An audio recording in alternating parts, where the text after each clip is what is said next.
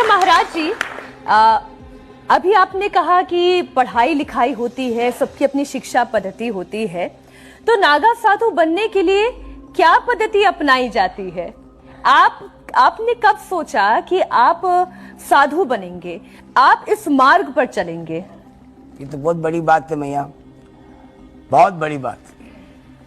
कोई मन से विचार करके संत नहीं बनता।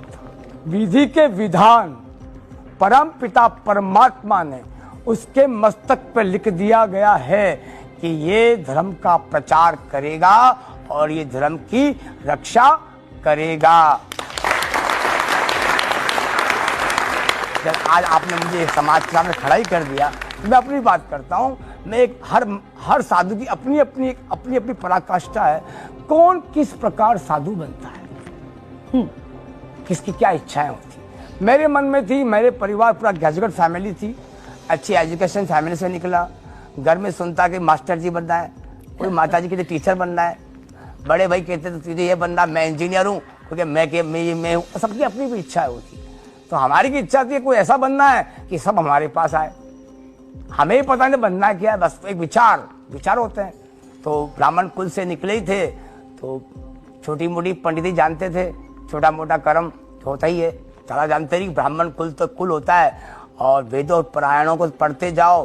तो मैया मैंने भागवत को उठाया, भाव से खरीदने गया भीलवाड़ा, मेरी जन्मभूमि से आगे गांव में। मैं अपनी बात करता हूँ, दूसरी की क्या बात करनी है। तो उस भागवत को आगे एक शब्द लिखा ओम तत्सत, आपने भी अध्ययन किया होगा। लिखा बहुत मोटी मोटी किताब है, कब तक पढ़ेंगे इसको। तो मैंने उसको लास्ट में भी लिखा ओम तत्सत। मैंने उसको बंद किया, एक लाल वस्त्र में लपेटा और 2 अगरबत्ती लगी और भगवान क्षमा प्रार्थी हूं मैं कि जब तूने सब कुछ लिख दिया ओम तत्सत, कि ये मेरे द्वारा बनाया गया वो चरित्र है जो मैं स्वयं इसमें विद्यमान हूं और मेरे अनुसरण किए हुए वो कर्म है, वो स्वयं मैं भागवत हूं। नहीं प्रभु, मेरी व्याख्या करने की औकात नहीं, ना मेरी इतनी औकात कि मैं ब्राह्मण पुत्र तेरे चीर हरण कर सकूं। एक एक पत्र को मैं देखूं कि हे प्रभु तूने क्या क्या लीला रचाई। प्रभु मैं तेरी इस व्याख्या को समझ चुका हूं, इसीलिए उस किताब को रखी और आज तक मैया भागवत को नहीं उठाई कि उस कन्हैया ने सब कुछ समझाया। ओम तत्सत, ये सब मेरे द्वारा बनाए गए वो अनुसरण है और मेरे द्वारा किया हुआ वो कर्म है जो साक्षात मैं स्वयं विद्यमान हूँ। जब वो स्वयं कह रहा मैं स्वयं हूँ, तो हमारी क्या औकात तो हम उसके चीर के हरण करें एक एक वस्त्र और एक एक अंग को।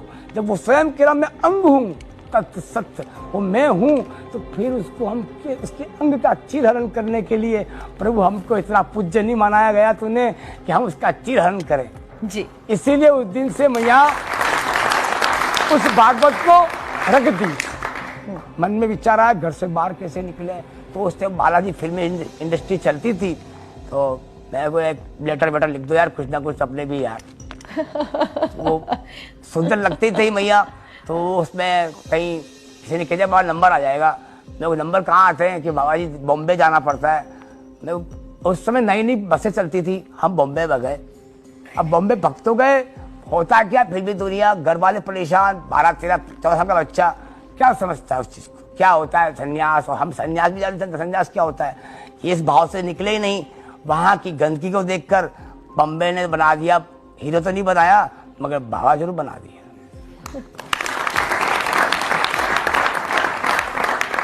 समय पर। अच्छा महाराज जी, आपने कहा कि नागा साधुओं का बड़ा कर्तव्य ही यह है कि सनातन की रक्षा करना, धर्म ध्वजा लहराती रहे, इसके लिए आप लोगों को संकल्प भी करना है और उस पर अडिग भी रहना है। नागा साधुओं को कब कब ऐसा मौका पड़ा, ऐसी जरूरत आन पड़ी कि धर्म के लिए, सनातन के लिए युद्ध करना पड़ा?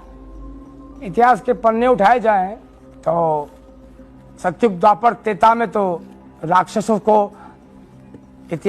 के लिए ना हमारी जरूरत पड़ी, मगर कली काल के अंदर हमारी जरूरत पड़ी। कली काल के अंदर मुगलों के साथ, औरंगजेब के साथ, औरंगजेब की टुकड़ी जब आपके मथुरा के अंदर, गोकुल के अंदर जब टुकड़ी आ गई थी, उस टुकड़ी से लड़ने के लिए हमारी फौज कम पड़ी। उस समय 80,000 नागावा थे। पूरा गोकुल मथुरा खाली कराया। औरंगजेब जब लास्ट छोड़ने लगा तो उसने एक ही बात रखी कि मुझे इस हिंदुस्तान के अंदर कभी युद्ध लड़ना तो कोई नागा बाबा उस फौज में नहीं होना चाहिए, बाकी मैं युद्ध लड़ सकता हूं मगर हिंदुस्तान की फौज के अंदर नागा बाबा नहीं होना चाहिए। उसको इतना खौफ था। आज ज्यादा बात नहीं करते हम, सन 62 के अंदर चाइना तो युद्ध हुआ, वहां कौन थे लास्ट? उस समय नागा बाबा ही गए थे। निजी पंचायती अखाड़े ने, पूरे हिंदुस्तान की जनता ने, उस समय पूरी इंडियन आर्मी का पैसा खत्म हो गया 62 के युद्ध में, आम समाज ने सहयोग दिया, अखाड़ों ने भी दिया। जब बलिदान की बात आई उस समय 62 के समय भी नागा बाबा तैयार थे। और आज भी सनातन की बात आएगी, नागाओं ने बलिदान आज तक दिया, देते आए और हमेशा देंगे। जहां जहां हमारी जरूरत पड़ेगी हम तैयार हैं सनातन के लिए। सनातन के लिए तो है ही है, मगर इस समाज के लिए।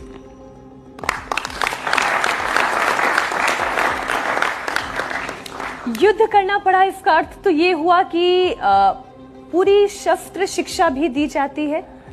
मैया रानी जब एक दिगंबर बनता है तो संन्यास लेता है, तो पहला फौज ही, प्रथम फौजी है वो सनातन के लिए।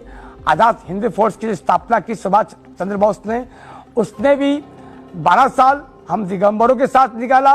हिंदुस्तान का इतिहास बताता नहीं है सच्चाई को, नाम किताबों के बच्चों को पता नहीं कि आजाद हिंद फोर्स के अंदर वो 44 फौजी कौन थे, वही महापुरुष दिगंबर। जो हमारे में दिगंबर बनाने से पहले एक महापुरुष परंपरा होती है, उसमें 12 साल उस साधु को रखा जाता है, उसको दीक्षा दी जाती है, एक ब्रह्मचारी बालक बनाकर वो पूर्ण रूप से सुचारू रूप से उस ब्रह्मचारी रूप में रहा है तो उसको हम दिगंबर बनाते हैं। उस वही महापुरुषों ने अपना परिवार बलिदान दिया, अपनी बगबा छोड़ी और आदि खाकी पेंट करके आजाद हिंद फोर्स की स्थापना की। और सुभाष चंद्र बोस के पास आजाद नाम क्यों रखा?